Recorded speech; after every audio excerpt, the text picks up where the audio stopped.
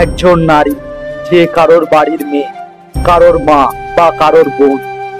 আমরা যে দেশে বাস করি তাকে আমরা ভারত মাতা বলে আখ্যা করি। সেই দেশের একটি মেয়ে আজ আর পৃথিবীতে নেই, সে একটি নির্যাতনের শিকার হয়েছে। আমরা সবাই চাই তার আসল দোষীদের যেন কঠোর থেকে কঠোরতম শাস্তি হয়। We want justice.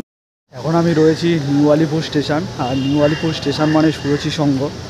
তো চলুন এখানকার প্যান্ডেল কতটা রেডি হয়েছে চলুন দেখি। আর প্রায় 1 ঘন্টা ধরে বৃষ্টিও হলো, দাঁড়িয়েছিলাম এখানে একদম নিউ আলিপুর স্টেশনের পাশে এই সুরুচি সংঘের প্যান্ডেলটা। তো সামনেই দেখা যাচ্ছে প্যান্ডেল।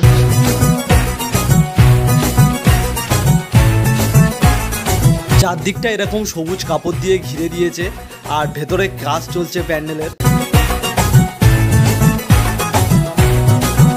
আর এই হলো সুরুচি সংঘের প্যান্ডেলের সামনের দিকটা।